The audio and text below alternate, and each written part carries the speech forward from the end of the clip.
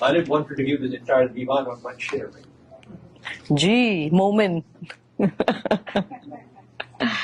تم میرے پاس ہوتے ہو گویا جب کوئی دوسرا نہیں ہوتا.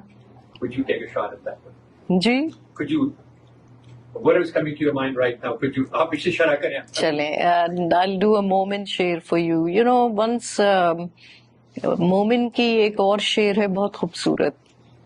You know that غزل تو کہاں جائے گی کچھ اپنا ٹھکانہ کر لے ہم تو کل خواب عدم میں شب ہجراں ہوں گے پھر بہار آئی وہی دشت نوردی ہوگی پھر وہی پاؤں وہی خار مغیلاں ہوں گے.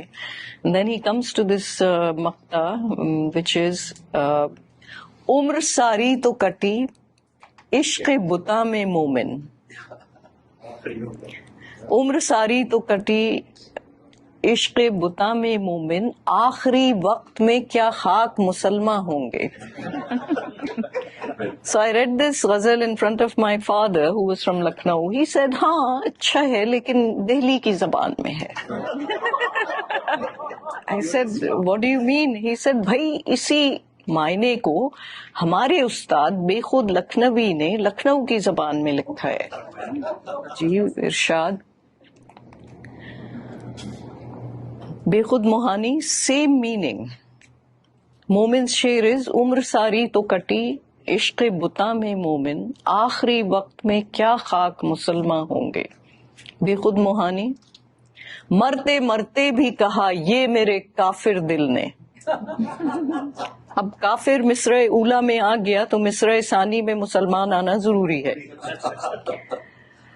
مرتے مرتے بھی کہا یہ میرے کافر دل نے آج کی اور صحیح کل سے مسلمان ہوں گے.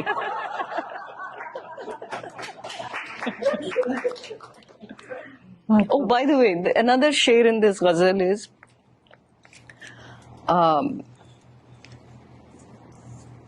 پھر بہار آئی وہی دشت نوردی ہوگی.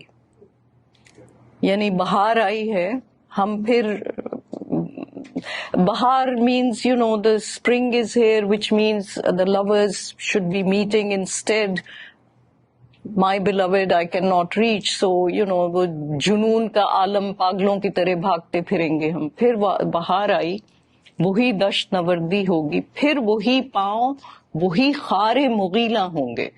So خار means of course کانٹے, that's easy. مغیلاں I wasn't sure the meaning of مغیلاں when you look it up کہ ببول کے کانٹے جو بہت تیز ہوتے ہیں. ببول ایک درخت ہے انڈیا میں بہت ہوتا ہے. تو اردو کی ایک پروفیسر ہمارے پاس ٹھہری میں تھی نیو یارک میں, تو آئی آسکڈ ہر کہ اس کا کیا مطلب ہے. انہوں نے کہا ہاں اس کا مطلب یہی ہے کہ بہت تیز کانٹے ببول کے.